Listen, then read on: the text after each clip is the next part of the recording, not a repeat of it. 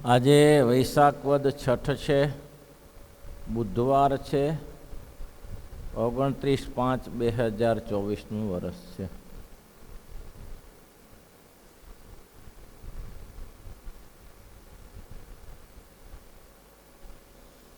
વચનામૃત 45મું છે. વાત કઠણ છે નથી સહેલી, વેદાંતની વાત છે. સામાન્ય માણસને ગળે ઉતરે તેવું નથી.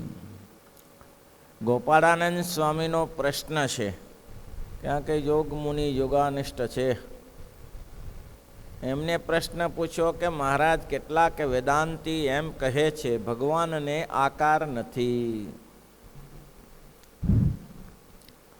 કેટલાક વેદાંતીનું માનવું છે કે ભગવાનને આકાર નથી.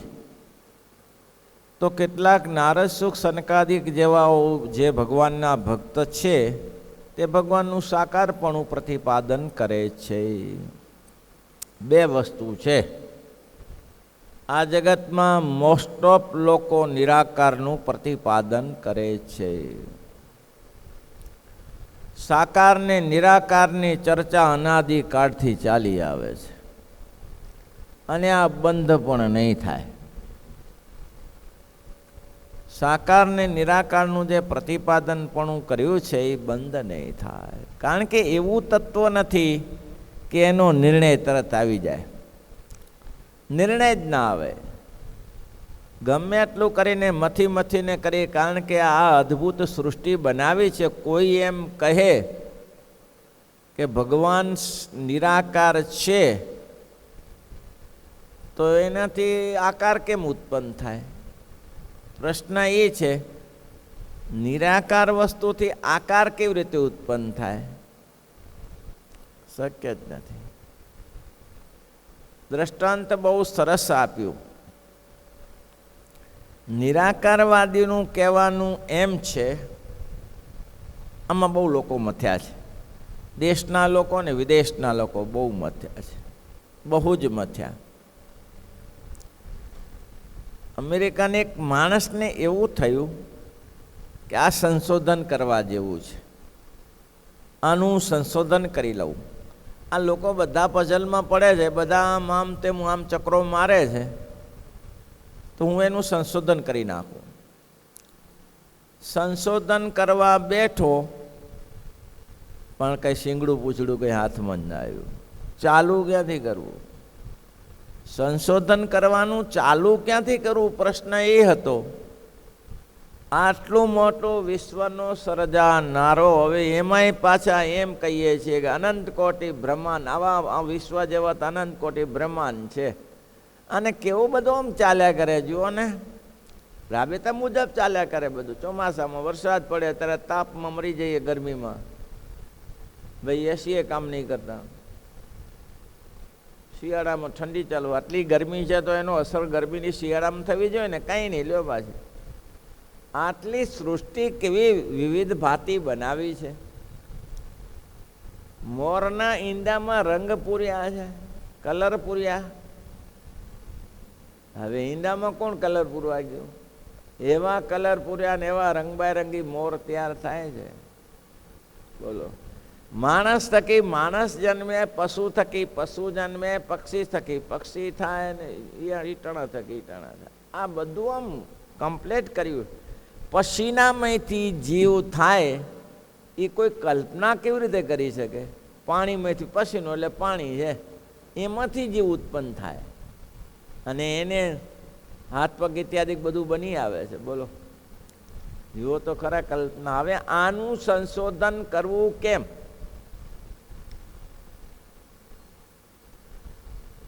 એટલે સાકારવાદીઓએ નિરાકારવાદીને પૂછ્યું. એક ભાઈ સંશોધન કરતો એમ જ માન્યું કે બસ ભગવાન આ જ છે, આ જ ભગવાન છે, અને આ મનમાં નક્કી થઈ ગયું આ જ ભગવાન છે. એમ પડતો સવારે વહેલો સમુદ્ર કિનારે ગયો. સમુદ્ર કિનારે 8-10 વર્ષનું છોકરું, 8-10 વર્ષનું છોકરું એક નાની ડોલ અને એક સમુદ્રમાંથી પાણી ભરી અને સમુદ્રના કિનારે કાણું હતું, સમુદ્રને કિનારે કંઈક બકુલ જેવું હતું. તે આમાંથી ઉચકીને આમ નાખે, આમાંથી ઉચકીને આમ નાખે. તેટલો જોરશોરથી નાખે, એટલો જોરશોરથી નાખે. એટલે આ ભાઈએ જે સાકાર નિરાકરણનું જે સંશોધન કરતો હતો ને એ પૂછે, એ બેટા આ શું કરે? તો કે મારો એક જ આશય છે. શું? આ સમુદ્રમાં, આ સમુદ્રને લઈ ખાલી કરીને આમાં ભરી દેવું છે. બોલો, આ સમુદ્રને ખાલી કરીને આમાં ભરી દેવું છે, આ કાણામાં નાખી દેવો છે સમુદ્ર. અલ્યા બેટા આ શક્ય છે? આ શક્ય કેમ શક્ય ન હોય? શક્ય કેમ ના હોય?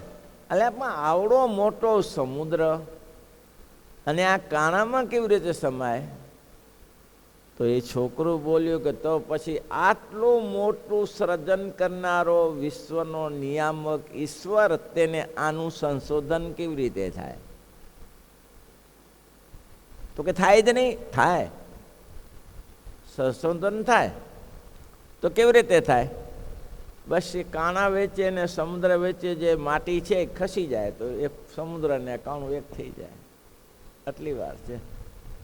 તમારી અંદર રહેલું જે અજ્ઞાન એ દૂર થઈ જાય તો ભગવાન તો મનુષ્ય આકારે થઈને અહીંયા આવે છે. તમને એમ લાગવું જોઈએ કે એને મહારાજ તો કહે જ છે ને વચનામૃતમાં, ભગવદાનંદ પ્રશ્ન, સ્વામીનો પ્રશ્ન મને ગમે છે. એમાં કહ્યું કે ભગવાન કેવા છે?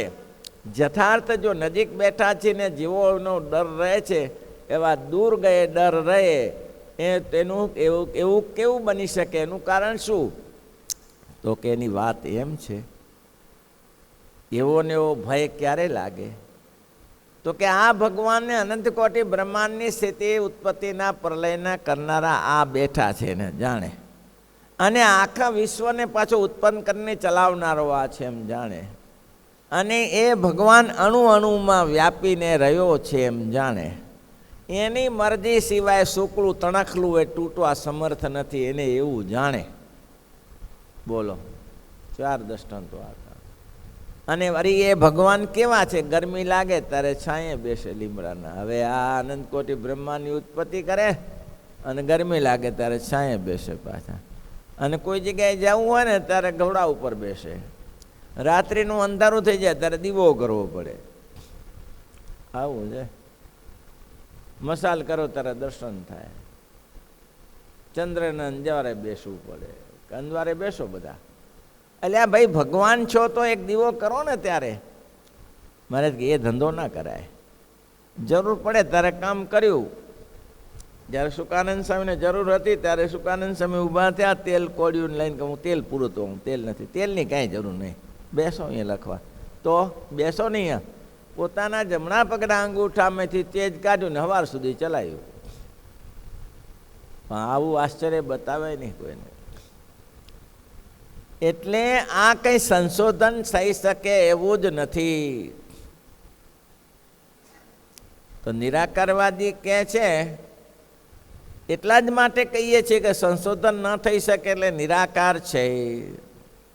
તો કે નિરાકાર છે એમ કહી શેમ શકો? તો કે શાસ્ત્રમાં લખ્યું છે, રામાયણમાં જ આનું અનુવાદન છે, વેદમાં છે, એ રામાયણમાં છે, ઉપનિષદમાં.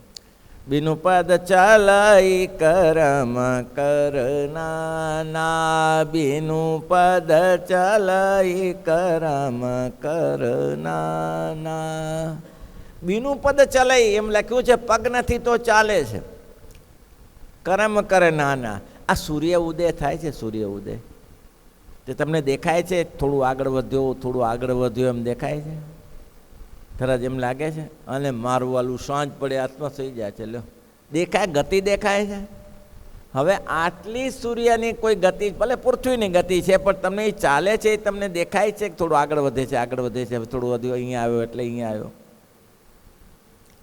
અરે એ નહીં, તરબૂચનું આટલું મોટું તરબૂચ છે, એને તમે જોયા જ કરો, જોયા કરો તો દેખાય કે હવે આટલું વધ્યું, હવે આ 100 ગ્રામનું હતું, હવે 150 ગ્રામનું થયું, હવે 200 ગ્રામ થયું, 300 ગ્રામ થયું, દેખાય? અને અઠવાડિયું 10 થી 15 દિવસ આટલું મોટું ઢોલ જેવું થઈ જાય છે, દેખાતું જ નથી.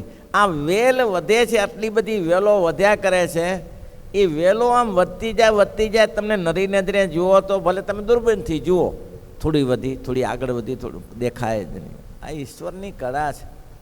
કળાય કળમ પાર પ્રભુ તારી, કળાય કળમ પાર પ્રભુ તારી, કળાય પરમ પાર. એને કેવી રીતે ગણતરી કરી શકાય? ગણતરીમાં આવે એવા જ નથી, કોઈ શક્ય નથી. આનન રહિત સદા સુખ ભોગી, આનન રહિત સદા સુખ ભોગ. બીનુ બાની બગતા બળ જોગી, બીનુ બાની બગતા બળ જોગી, બીનુ પદ ચલઈ કરમ કરના, બીનુ પદ ચલઈ કરમ કરના. બીનુ પગ ચલે છે, બોલતા દેખાતા નથી અને કામ થયા કરે છે. આનંદ રહિત સકલ રસ ભોગી. ભગવાનનું મુખ કઈ બાજુ છે? દેખાતું નથી. પેલો રાજાનો ને એક સાધુનો સંવાદ છે ને, એક સાધુને બોલાવીને કીધું કે મહારાજ તમે ભગવાન ભગવાન કરો છો, પણ મારે બે ચાર પ્રશ્ન છે. તો કે બોલો. તો કે તમે ભગવાન ભગવાન કરો છો, એ ભગવાન છે ક્યાં? ભગવાન રહે છે ક્યાં? ભગવાન કઈ બાજુ જુએ છે? અને ભગવાન શું કરે છે? આ ત્રણ પ્રશ્નના ઉત્તર આપો. ભગવાન શું કરે છે, ક્યાં રહે છે અને કઈ બાજુ જુએ છે? નજર કઈ બાજુ છે ભગવાનની? એનું મોઢું કઈ બાજુ છે? એના ઉત્તર આપો. સાધુ કે ઉત્તર આપું, પણ તમે શ્રોતા બનવું પડે. તમે કયો એમ કરું તો આ ગાદી મને આપી દેવી પડે. તમારે ઉપર બેસીને જરૂર પ્રશ્નના ઉત્તર સંભળાતા હશે, ગાદી ઉપર બેસીને. આ રાજગાદી મને ઉત્તર આપું ત્યાં સુધી આપી દેવી પડે, પછી ઉત્તર આપું. તૈયારી છે? બોલો કે આ પ્રશ્નના ઉત્તર જોઈએ, ગાદી ઉપર બેસવું તો બેસો. તે મહાત્માજી બેસી ગયા ગાદી ઉપર. મહાત્માજી ગાદી ઉપર બેસી ગયા. ગાદી ઉપર બેસીને કે બોલે હવે ઉત્તર આપો. તો પછી જે પૂછ પેલો પૂછ કે ભગવાન ક્યાં રહે છે? ભગવાન રહે છે ક્યાં? તો એ દૂધ હતું, દૂધ લાવ્યો. દૂધમાં ઘી ક્યાં રહે છે? ઘી ક્યાં રહે દૂધમાં? એને કીધું ઘી દૂધમાં ક્યાં છે? ઘી છે કે નહીં? તો કે છે ને મહારાજ, દૂધમાં તો ઘી હોય. તો ઘી રહે છે ક્યાં? એ તો મહારાજ બધે છે. આખું પાત્રમાં બધે ઘી હોય ને. દૂધમાં તો આખું મોટું તપેલું ભર્યું હોય, બધે ઘી છે. બસ ભગવાન બધે છે. ભગવાન ક્યાં નથી? ભગવાન જેમ દૂધમાં જેમ ઘી ચારે બાજુ ફેલાયેલું છે, તેમ ભગવાન ચારે બાજુ ફેલાયેલો છે. એમ તો કે હા.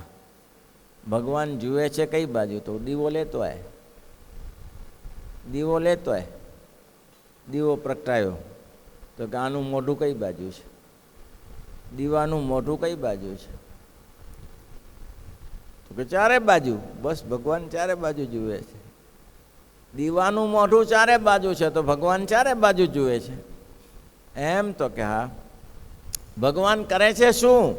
આજ રાજાને રાંક ને રાજા. ભગવાનનો ધંધો જ આ છે. હવે ક્યાં હું એક બાવો સાધુ અને તમે ક્યાં ચક્રવર્તી રાજા, છતાં તમે નીચે બેઠા ને ઉપર ગાદી ઉપર ચડી બેઠો. આ તો ઠીક છે, હું પોલીસનો ઓર્ડર નથી કરતો, અત્યારે મારી સત્તા છે તો તમને જેલમાં પૂરી દે. હા, અત્યારે તો મારી સત્તા છે ને, ગાદી ઉપર બેઠો છું ત્યાં સુધી. આ તો સારું છે, હું ઓર્ડર કરતો નથી. બાકી તમને ને તમને જેલમાં પૂરી દે અને ગાદી મારી કાયમી થઈ જાય. રાંકને રાજા કરે છે ને રાજાને રાંક કરે છે. આ ભગવાનનું કામ છે.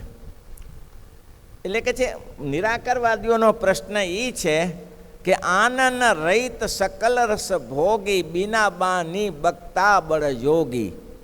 આનન રહિત મુખારવિંદ કોઈ દેખાતું નથી, પણ સકલ રસ ભોગી, સમગ્ર પૃથ્વીના રસોને ભોગવે છે. આનન રહિત સકલ રસ ભોગી, બીનું બાની વક્તા બળ જોગી. કંઈ વાણી દેખાતી નથી, ભગવાન કે તમને બતાવતા નથી આ કરો તે કરો, થાય છે. અને આજ બી સંતો ભક્તો વિચારી લેજો કે આ પુરુષોત્તમ સ્વામિનારાયણ ભગવાન હોય, કૃષ્ણ હોય કે રામ હોય કે હનુમાનજી હોય કે માતાજી હોય, કોઈ પણ હોય, ગણપતિજી હોય, તમે એની પાસે સાચા ભાવથી તમે એની પાસે નિયમ લ્યો અને બાધા રાખો કે મારે આટલા જપ કરવા છે, મારું આ કામ પરિપૂર્ણ થઈ જ જાય છે. તમારી સાચી નિષ્ઠા હોય તો. તમારો મન કુટિલ હોય તો ના થાય, તમારું મન કુટિલ હોય તો કોઈ દિવસ કાર્યની સિદ્ધિ ના થાય. પણ તમે સાચા ભાવથી નક્કી કરો ભગવાન કરશે જ થશે જ. મેં ઝોરણ ગામનું દ્રષ્ટાંત આપ્યું હતું. ઝોરણ આપણો પ્રેક્ટિકલ અનુભવ છે. ત્યાં આપણે લગભગ 8-10 વર્ષની ઉંમરે કામ કરતા હતા. ઝોરણ ગામમાં, કચ્છમાં છે ગામ, તળાવનું ડેમનું કામ કરતા હતા. વરસાદ થયો ને શ્રાવણ માસ આવી ગયો. હવે એમાં એ તળાવડું હતું ને, એ તળાવમાં પાણી ખારું હતું. પાણી એમ ઘરથી લેતું આવવું પડે સવારે આવી ત્યારે. તળાવમાં પાણી હતું પણ ખારું. પહેલાં તળાવનું પાણી પીતા બધા, અમે લોકો પીતા, બધા દુનિયા આખી પીતી હતી તળાવનું પાણી. ગાયો ભેંસો પે, તળાવ બહુ મોટા હોય, ખારું પાણી. વરસાદ વગર હેરાન થાય. તો એ ગામના લોકોને એક હનુમાનજીનું મંદિર, બીજું કંઈ મંદિર નહીં ગામમાં. એટલે બધાએ નક્કી કર્યું કે આ વરસાદ વગર તો આખું ચોમાસું નીકળી જશે, તો આપણે તો ઢોરા પાણી શું પીશે, ઘાસચારો શું થશે, તો કરીશું શું કે અનશન વ્રત લઈ લો. અનશન વ્રત લઈને બધા બેસી જઈએ ટેકરા ઉપર જઈને હનુમાનજીના મંદિર આગળ. જે લોકો 500 માણસ ઊભું થયું, સ્ત્રીઓ ભાઈઓ બધા નક્કી કરીને, હે હનુમાન, હે હનુમાન, હે હનુમાન. તે અમને મારા મરી જશે યાર આ તો. એમ હનુમાન આવતો છે, હે હનુમાન, હે હનુમાન. અનશન વ્રત લઈને બેઠા, ખાવું નહીં ને પીવું નહીં. મારા બેટા બેઠા તો ખરા, સાંજેથી બેઠા 3-4 વાગે, રાત્રિ તો પસાર થઈ ગઈ. મેં તું ગરમી તોડી નાખે એવી છે, ભૂકા ભૂલી જશે, અડધા મરી જશે આ રાખી. હે હનુમાન, હે હનુમાન, હે હનુમાન, હે હનુમાન. જવા દીધું ભાઈ. 12 વાગ્યા હો, ત્યાં જતા 12 વાગ્યા. આકાશમાં એક વાદળું દેખાય. આખા કંઈ વાદળું નહીં ને, તો જાણે ચોમાસામાં વાદળા તો હોય ને કે આકાશમાં ગમે તે જગ્યા, વાદળું નહીં. એક વાદળું નાનું થાળી જેવું દેખાણું, અને જોતામાં વાદળું ફરી વળ્યું. અરે 2 વાગતા હતા, અમારે ભાગવું પડ્યું ત્યાંથી ભાઈ. નદી વચમાં આવતી હતી, નીકળવું કેવી રીતે? આવો વરસાદ થયો. હવે આ કોઈક લેવા દેવા વગર આપણે એમ લાગે કે જો ભગવાન આનંદ રહિત સકલ રસ ભોગી, બીના વાનું વક્તા બોલ જોગી. તમારી પ્રતિજ્ઞાઓ ભગવાન કેવી પૂરી કરે. દ્રઢ નિશ્ચય છે કે ભગવાન આ લોકના ને પરલોકના તમે કામ કરશો તો આ લોકના તમે નક્કી કરજો કે મારે કંઈ જોતું નથી, ભગવાનની પાસે માગવું નથી. તમે નહીં માગો તોય ભગવાન કહે છું પ્રસયમ અભિદદાતી, તમને આપું જ છું, ચિંતા ન કરતા. વચનામૃત બહુ સરસ છે. આ ભગવાનનું સંશોધન ન થાય, આ સંશોધનની ચીજ નથી. એક જ વાત થઈ શકે.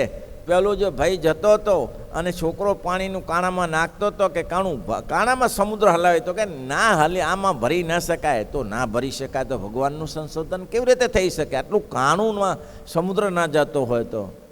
ઓહો, વાત સાચી. એક જ વસ્તુ કરવી પડે. કઈ? એ કાણા વેચે ને સમુદ્ર વેચે જે દિવાલ છે તોડી નાખવી પડે. તમારા સંકલ્પ વિકલ્પની દિવાલ તોડી નાખવી પડે. તમારી અશ્રદ્ધાની દિવાલ તોડી નાખવી પડે. અને તમે એક જ નક્કી કરો કે ભગવાન મળે ને મળે. તો ઘણાને મળ્યા છે, ઘણાને મળ્યા છે, ઘણાને મળ્યા છે. છેલ્લે 2 વર્ષ જેવું થયું. અહીં છોકરો હતો, એની મધરને કેન્સર થયેલું. હવે કેન્સરવાળા માણસોને જરા વાસના ન હોય, તૂટી જીવે, દુખાવો બહુ થતો હોય ને, બાકી એટકમાં મરી જાય ને વાસના રહે પાછી. પણ કેન્સર ભાઈ 2 વર્ષ સુધી લટકતા હોય, એને શું વાસના રહે? અને હવે તો કેન્સરવાળા બચી જાય. એ ભાવેશ કરીને છોકરો હતો, એની મધરને 2-3 વર્ષથી કેન્સરમાં પીલાતા હતા. મધરે ઊભા નહોતા થઈ શકતા, પણ છેલ્લે ઊભા થઈ ગયા. હે ભાવેશ, મહારાજ આવી જા, મહારાજ આવી જા, સંતો આવી જા, જય સ્વામિનારાયણ, હું જઉં છું. હો, બહુ ભગવાનના ભક્ત હતા, ઝાલાવાડના હતા.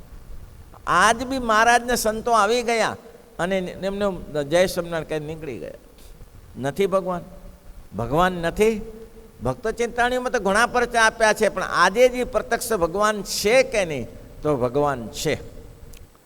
નિરાકારવાદીઓ એમ કહે છે કે ભગવાન જો સાકાર હોય, આ તુંડિયા એક જ જગ્યાએ છે, એક જ જગ્યાએ છે ને, તો આ બીજું શું થાય?